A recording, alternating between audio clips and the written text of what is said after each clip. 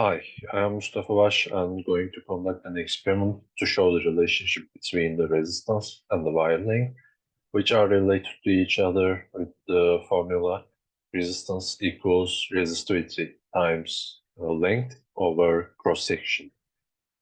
For that purpose, I will set up a simple electrical circuit consisting of a power supply with a fixed voltage, 5 nichrome wires of different lengths, and an ammeter to measure the currents. I will tabulate each current value and along with the reciprocals of the wire lengths, then graph the tabulated data, which is expected to be a linear one based on Ohm's law, which says voltage equals current times resistance. Then draw the best possible line, calculate its slope, and multiply it with the resistivity of nichrome wire over the cross-section of the wire to obtain the experimental voltage, which is expected to be the same with the voltage of the power supply, and compare those two to see how well my data fits with the theoretical results. Next will be my results from the experiment.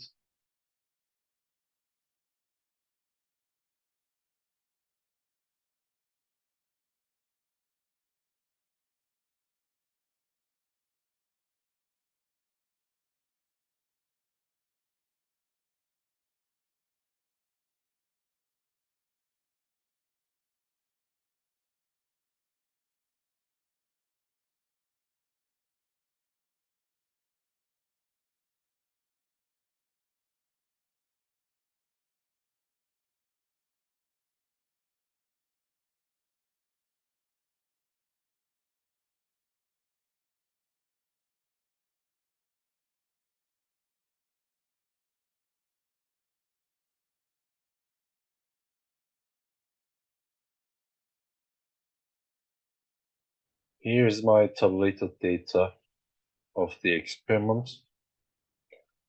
Wire length reciprocals with the current values. As expected, the current values are increasing with the decreasing wire length reciprocal, that is increasing wire length. And here is the graphed version of my data. As expected, it is almost a linear one. However, there are slight deviations. I also drew the best possible line with the slope point 0.108 ampere meter. And when you multiply it with the resistivity of nichrome over the cross-section of the wire, it yields 0.095 volt, which is 5% less than the actual value. And here are the two formula that I use to do my calculations. The first is resistivity equals resistance equals resistivity times length over cross-section, and the other is Ohm's law that states voltage equals current times resistance. For the error part, one possible error source is due to the complications while employing the desired wire length.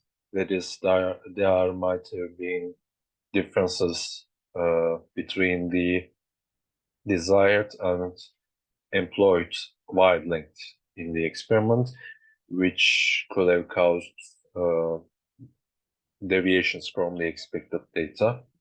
And the second is the accuracy of the ammeter.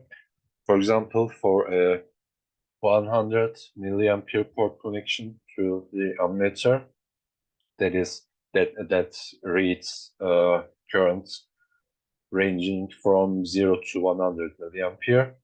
The least exact difference that can be read on the cursor is 2 milliampere. And for a 1000 milliampere port connection that can read amperes ranging from 0 to 1000 milliampere, the least exact difference that can be read between two adjacent values on cursor is 20 milliamperes.